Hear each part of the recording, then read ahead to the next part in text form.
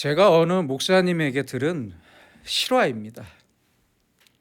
목사님 교회의 장로님과 권사님이었던 한 부부가 아들과 딸 둘을 낳아서 아주 잘 키웠습니다. 아들과 딸이 모두 성인이 되어 결혼해서 분가한 후에 조용히 살던 부부는 결혼한 아들과 딸이 어떻게 사는지 궁금했고 먼저 미국에 살던 딸의 집으로 찾아갔습니다. 저녁 시간이 되어 딸이 거실에서 부모님과 이야기하는 동안 사위는 부엌에서 열심히 일을 했습니다. 앞치마를 두르고 제법 요리를 잘 만드는 모습을 보고 부부는 생각했습니다. 우리 딸이 시집을 참 잘 갔다.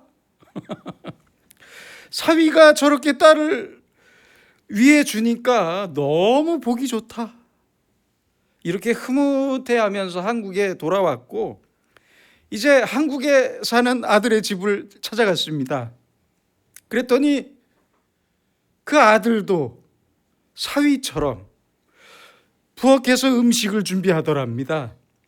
앞치마를 두르고 열심히 음식을 만드는 아들의 모습을 보고 그 어머니는 이번에는 화가 났대요. 내가 어떻게 키운 아들인데 부엌에서 일을 시키냐? 우리 아들이 장가를 참 못 갔다. 그래서 며느리에 대한 감정이 안 좋아졌다는 이야기입니다. 똑같은 일인데 그렇잖아요. 아니 똑같은 일이잖아요. 똑같은 일인데 왜 사위가 일하면 보기 좋고 아들이 일하는 거는 아들이 일하는 건 못마땅한 겁니까? 아침 드라마의 대본 같습니다. 대체 왜 이렇게 마음이 뒤틀린 겁니까? 죄송하지만 이분들은 예수님 헛믿은 겁니다. 불쌍해요. 아직도 이런 못된 마음, 잘못된 마음, 잘못된 고정관념을 버리지 못했기 때문에 그 마음이 평안하지 못한 것입니다. 관계가 평안할 수 없습니다. 이런 것이 죄인 줄도 모르기 때문에 당연히 회개도 없습니다. 이런 고정관념에서 벗어나야 하는데 그대로 살아가려니까 알게 모르게 옛사람, 옛 욕심 이것들이 불쑥불쑥 튀어나와서 우리의 신앙생활 전부가 엉망이 되어버리고 맙니다. 19세기 미국의 대표적인 실용주의 철학자이자 심리학자인 윌리엄 제임스는 유명한 말을 했습니다. 마치 소망을 이룬 것처럼 행동해라. 사람은 그가 믿는 바대로 되는 존재이다. 여러분, 소망을 이룬 것 같이 살아야 하고 내가 귀한 사람이 되려면 이미 귀한 사람이 된 것처럼 오늘을 살아야 합니다. 개인적인 말씀이라 죄송하지만 제가 미국 유학 중에 MI라는 학교에서 만났던 어느 교수님은 그래미상을 수상하셨던 아주 유명한 분인데요. 첫 수업에서 학생들에게 이렇게 말했습니다. 여러분은 이 학교에 입학한 순간부터 이미 프로페셔널입니다. 재밌죠? 항상 프로페셔널로 생각하고 고민하고 행동해라. 그리고 수업을 들어라. 훌륭한 뮤지션이 되려면 지금부터 훌륭한 뮤지션으로 살아야 한다는 이야기입니다. 훌륭한 교수가 되려면 어렸을 때부터 책 읽는 걸 좋아해야 합니다. 아니 그렇잖아요. 훌륭한 정치인이 되려면 어렸을 때부터 나라를 사랑하는 마음이 있어야 합니다. 그렇지 못한 정치인들 때문에 여의도가 얼마나 시끄럽습니까? 오늘도. 지금도. 목사들도 마찬가지입니다. 교인들이 좋은 교인들이 되길 원하면 본인이 신학생 때부터 좋은 교인이 됐어야 했어요. 그렇잖아요. 여러분도 자기에 대한 가장 이상적인 미래의 모습과 소망을 지금 떠올려 보시기 바랍니다. 그리고 지금 그 모습과 소망을 이룬 것 같은 마음으로 오늘을 살아야 합니다. 훌륭한 신앙인이 되길 바란다면 그런 신앙인처럼 오늘을 살아야 합니다. 그렇습니다. 오늘도 아주 천하고 무식한 행동을 반복하면서 어떻게 내일 좋은 사람이 되길 바랄 수 있겠습니까? 그렇다면 그건 아주 잘못된 생각이고 잘못된 가치관입니다. 현실이 아무리 어렵고 모순되고 부조리해도 나는 나대로 나의 이상과 소망에 도달한 것처럼, 이룬 것처럼, 적어도 나의 의식세계에서는 그와 같은 모습으로 사는 것이, 살아야 하는 것이 바로 신앙인의 모습입니다. 여러분, 예수님을 믿는다는 것은 대체 무엇입니까? 그것은 예수님께서 나를 위해 십자가에서 죽으셨다는 사실을 믿는 것입니다. 그게 예수님을 믿는 것이에요. 십자가 사건의 신비한 능력을 믿는 것입니다. 이 능력은 절대 추상적인 것이 아닙니다. 나랑 멀리 동떨어져 있는 능력이 아니에요. 이것은 영원한 것이고 동시에 아주 현재적인 것입니다. 그래서 우리는 예수 그리스도의 십자가를 바라볼 때마다 그 속에서 두 가지의 진리를 발견해야 합니다. 발견하게 됩니다. 첫째는 나의 죽음이고 둘째는 새로운 출생입니다. 죽음과 출생입니다. 내 죄를 대신해서 예수님께서 죽었다는 사실은 나도 예수님과 함께 죽었음을 의미합니다. 동시에 이제부터 내가 사는 것은 예수님께서 나에게 주신 은혜롭고 새로운 생명을 살아가는 것입니다. 이러한 역사를 rebirth, 중생이라고 하는데요. 이것을 단계적으로 생각하면 먼저는 영적인 중생입니다. 영적으로 거듭 태어나는 거예요. 거듭나는 거예요. 예수님의 생명력, 그 말씀의 능력이 나에게 와서 나의 깊은 곳에서부터 마치 내 마음 밭에 씨앗이 뿌려진 것처럼 새로운 생명이 싹트게 됩니다. 다시 태어나는 거예요. 다시 출생합니다. 바로 이것이 중생입니다. 이건 내 의식 이전의 일입니다. 아주 영적인 일이에요. 나도 모르게 이런 일이 시작됩니다. 그리스도의 생명이 나에게 찾아와서 오늘도 새로운 생명으로 내가 다시 태어납니다. 이것은 아주 영적인 일입니다. 둘째는 의식의 중생입니다. 그래서 내 의식의 세계가 바뀝니다. 가치관이 바뀌고 세계관이 바뀌어요.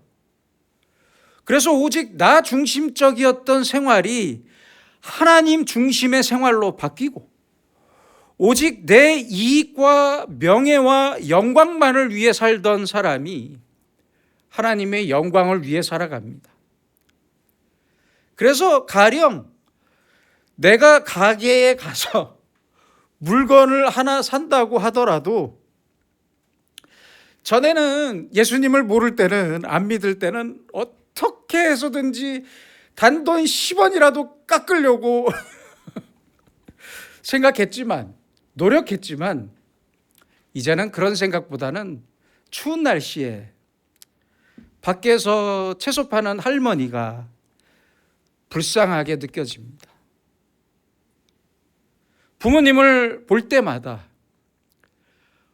어떻게 하면 용돈을 10,000원이라도 더 뜯어낼 수 있을까, 이런 생각보다는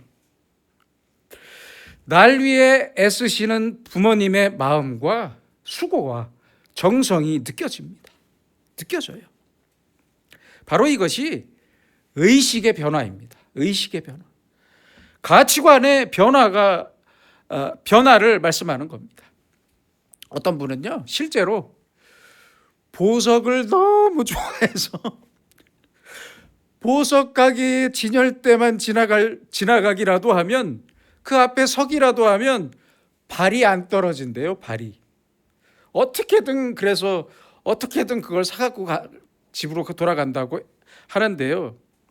그런데 이분이 예수님을 믿고 나서부터 세례를 받고 나서는 보석을 보면 지푸라기로 보인대요. 실제로 저한테 그런 말씀을 하시더라고요. 하나도 부러울 게 없대요. 당연하죠. 아니, 세례 받고 보석상 앞에서 아직도 발이 안 떨어지면 어떡하겠습니까? 셋째는 지성의 중생입니다. 지성. 머릿속에 있는 내 논리에 변화가 찾아옵니다. 변화가 찾아와요. 논리라는 것은요, 어느 방향에서 바라보고 어떻게 생각하느냐가 문제입니다. 큰 문제입니다. 전제와, 내가 이미 생각하는 전제와 그 전제를 향한 방향에 따라서 결론은 완전히 달라지기 때문입니다. 실화입니다. 미국 메릴랜드주의 항공우주국인 나사 연구소에서 근무하던 어느 한국인 연구원은 자신이 등록한 교회의 집사님이, 아니, 어떻게 예수를 믿게 되셨습니까? 라고 묻자 이렇게 대답했답니다. 저는 서울대학교에서 천문학을 전공하고 미국에 유학을 와서 지금까지 하늘을 바라보면서 연구하고 있는데, 별들을 바라보며 연구하면 할수록 이렇게 정교한 우주가 우연하게 생길 수 없다는 결론을 내렸습니다. 그러다가 우연히 성경을 접하고 창세기 1장을 보는데, 태초에 하나님이 천지를 창조하시니라, 이 말씀을 읽는 순간, 아, 이거다 라는 생각이 들었고, 그 다음 주일에 제가 스스로 찾아가서 등록했습니다. 스스로 교회에 찾아갔습니다. 성경을 통해 그의 지성이 다시 태어났던 것입니다. 넷째는 감성의 중생입니다. 감성. 집사인 어떤 분은 집사가 되고 나서 전에는 받는 게 좋았는데 집사가 되고 나서는 이제는 주는 게 좋대요. 그렇게 행복하대요. 이제는 양보하는 게 더 마음이 편하고 쉬기만 하는 것보다 봉사하는 게 즐겁대요. 하나님의 일을 하는 게 그렇게 즐거울 수가 없대요. 이렇게 자기의 감성이 변해가는 걸 볼 수 있습니다. 그런가 하면 다섯째는 의지의 중생입니다. 전에는 게을러서 되는 일이 없었는데 어느 사이에 부지런해졌어요. 예전에 제가 알던 집사님에게 제가 이런 말을 들었습니다. 목사님, 제가 주일 예배에 빠지지 않고 나오는 게 기적입니다. 기적이에요. 전에는 교회보다 침대가 좋았대요. 그냥 누워서 자는 게 행복했는데 요새는 교회 나오는 게 그렇게 좋답니다. 그래서 부지런해졌다고 말합니다. 이건 그 사람의 의지가 구원받은 것입니다. 이렇게 내 모든 인격이 변화되면 이제 내 가정도 변화되고 우리가 사는 이 지역과 사회도 변화되는 것입니다. 이렇게 십자가의 중생에는 죽음과 생명을 동시에 주는 심판적인 능력이 있습니다. 십자가를 바라보고 깊이 감사하는 동안 내 속에는 십자가가 나를 죽이는 일이 생깁니다. 내 욕심도 죽이고 내 교만과 분노와 내 불신앙까지 전부 죽이는 일이 생기게 됩니다. 동시에 주님의 은혜에 대한 감사와 겸손과 찬양과 온유함이 샘물처럼 솟아나게 됩니다.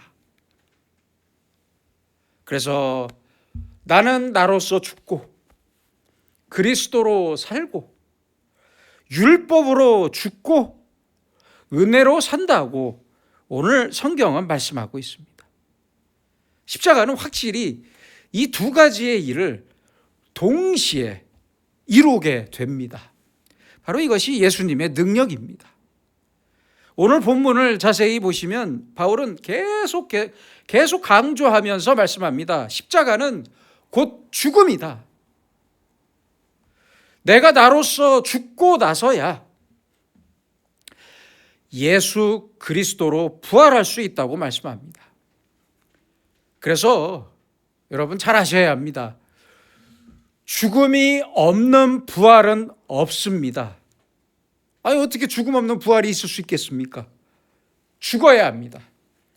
죽는 자에게만 부활의 생명이 주어집니다.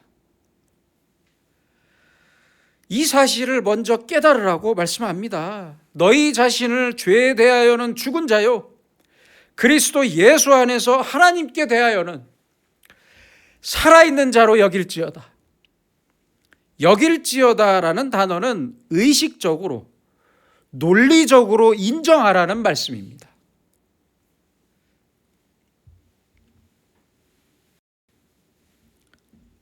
고 이중표 목사님의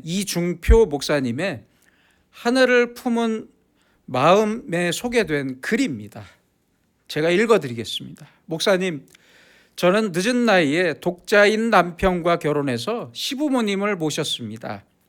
마음씨 착한 시어머니는 일찍 돌아가셨고 성격이 까다로운 시아버님은 오래 사셨습니다. 시아버님의 뜻을 다 받들면서 모시기에는 너무 힘들었습니다. 마치 제게 일부러 고통을 주시려고 사시는 분처럼 느껴졌습니다. 그럴 때마다 부모님께 잘못하면 천국에서 하나님을 만나기 어렵다. 눈에 보이는 부모님을 잘 섬겨야 보이지 않는 하나님도 잘 섬길 수 있다라는 목사님의 말씀을 생각하면서 최선을 다했습니다. 그러던 어느 날 시아버님은 중풍에 걸리셨고 치매 현상까지 나타나 제가 집을 비운 사이에 온 집안에 오물을 발라 퇴근하면 집에서 악취가 진동했고 남편과 함께 눈물로 오물을 닦아냈습니다. 이렇게 긴 세월을 살면서 이것은 죽음의 훈련이라고 생각했습니다.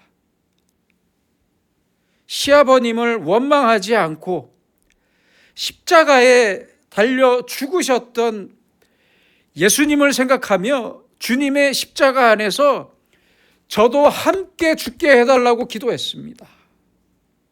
저는 목사님이 말씀하신 죽음의 영성을 돌아가신 시아버님을 통해서 많이 받았습니다. 감사합니다. 여러분, 우리도 십자가 안에서 죽어야 합니다. 죽어야 합니다. 내가 죽어야만 하나가 될 수 있습니다. 오만한 생각과 잘못된 생각으로부터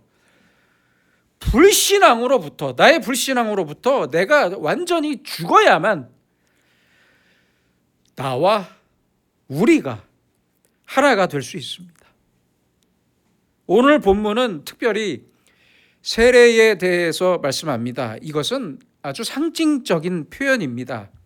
세례는 여러분들 아시는 대로 본래 이것입니다. 나는 죽고 그리스도로 살고 율법 앞에 죽고 은혜로 살고 나의 옛사람은 죽고 예수 그리스도와 함께 새 사람으로 사는 것을 말해주는 것이 세례입니다. 바울은 갈라디아서 5장 24절에서 말씀합니다.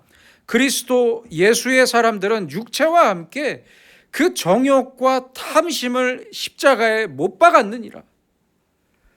또한 갈라디아서 2장 20절에서도 말씀합니다. 내가 그리스도와 함께 십자가에 못 박혔나니 그런즉 이제는 내가 사는 것이 아니요 오직 내 안에 그리스도께서 사시는 것이라. 나는 이미 저 갈보리 언덕, 골고다 언덕에서 예수님과 함께 죽었다는 말씀이에요. 그런 뜻이에요. 그리고 내가 지금 사는 것은 예수님을 믿는 믿음과 은혜로 사는 것이라고 말씀하고 있습니다. 얼마나 귀한 말씀입니까? 내 욕심, 내 자존심, 내 명예, 내 소유욕, 그 쓸데없는 모든 것들과 함께 내가 죽어야 하는데 너무 걱정하지 마세요. 그것들과 함께 아직도 안 죽는다고 너무 걱정하지 마세요. 예수님을 똑바로 믿다 보면 어느 순간 십자가가 나를 죽입니다. 너무 급하게 생각 안 하셔도 돼요. 동시에 십자가의 예수님의 능력으로 나를 다시 살리시는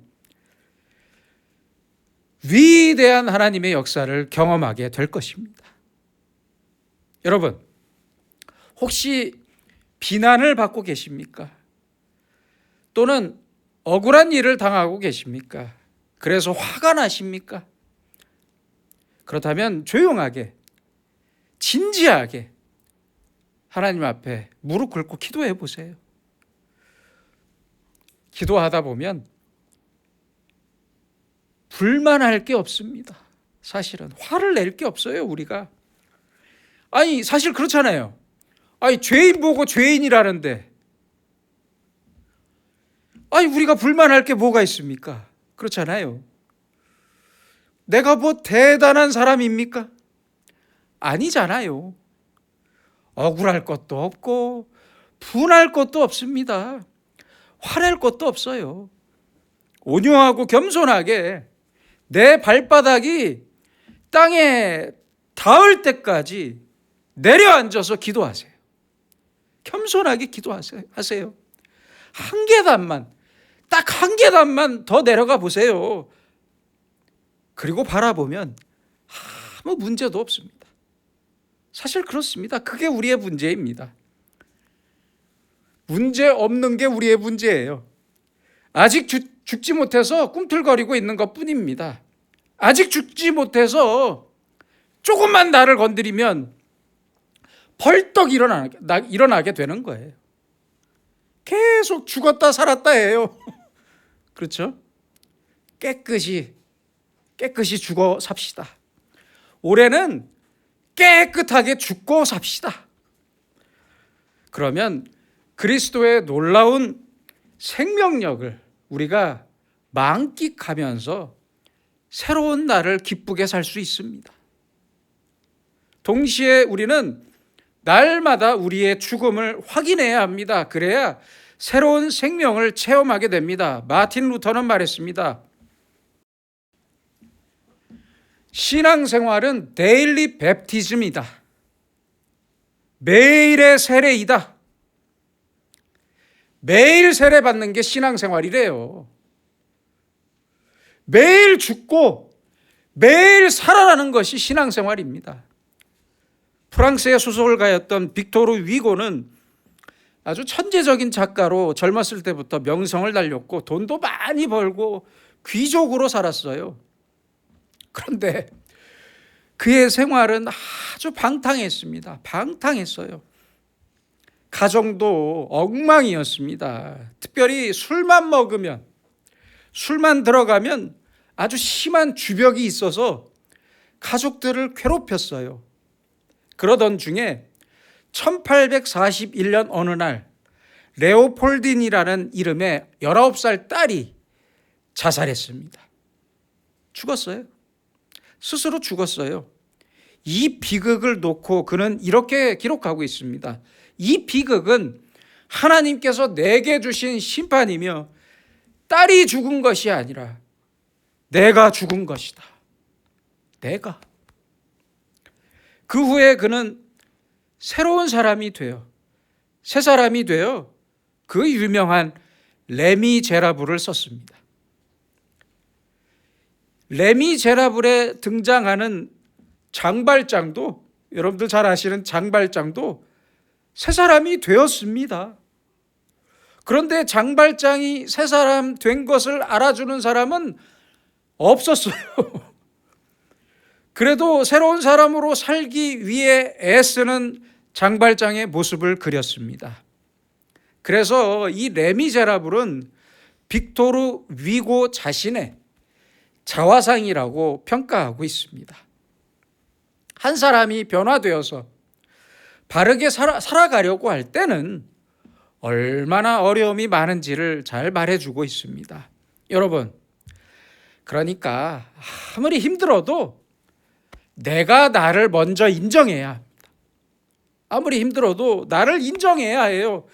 내가 나를 인정하지 않는다면 대체 누가 나를 인정할 수 있겠습니까? 남들이 나의 새로워진 나를 인정해 주기를 바라지 마세요. 절대 바라지 마세요. 세상이 달라지기를 바라지도 마세요. 내가 먼저 새 사람이 되고 새 사람이 된 나를 스스로 지금 인정하며 살아야 합니다. 내일이 아니에요. 오늘이에요. 아직도 나를 향한 비난이나 사람들의 오해가 있더라도 흔들리지 마세요. 내가 새 사람 됨을, 그 정체의식을 잃으면 안 됩니다. 오늘의 나는 어제의 내가 아닙니다. 새로운 내가 분명합니다. 오늘의 나를 예수님과 함께 십자가에서 죽은 자로 여기고 하나님께 대하여 산 자로 여기며 삽시다. 매일 그렇게 삽시다. 바로 이것이 그리스도인의 모습입니다. 그러므로 이제 나에게 옛사람은 없습니다. 어제의 나는 없습니다. 다시 옛사람을 향한 욕망이나 옛사람에 대한 미련도 없습니다. 과거에 머물지 말고 오직 하나님 앞에서 새 사람으로 새로운 오늘을 살아갑시다. 우리가 새 사람으로 살 때 새 하늘과 새 땅이 반드시 우리 앞에 펼쳐질 것입니다. 기도하겠습니다. 은혜로우신 아버지 하나님, 새해에는 새로워지기를 소원합니다. 새 사람이 되길 원하는 간절한 소원과 바람은 있지만 아직도 옛사람으로부터 벗어나지 못하고 모처럼 벗어나도 다시 제자리로 돌아가 있는 나를 볼 때마다 제 마음도 괴롭고 하나님 앞에도 죄송합니다. 주여 간절히 원하오니 다시 한번 십자가 안에 있는 신비로운 죽음과 생명의 능력을 매일 재발견하면서 십자가 안에서 내가 완전히 죽고 하나님을 위하여 새로운 사람으로 태어나게 하셔서 날마다 승리하며 살아가는 우리가 되게 하여 주시옵소서. 예수님의 이름으로 기도드립니다.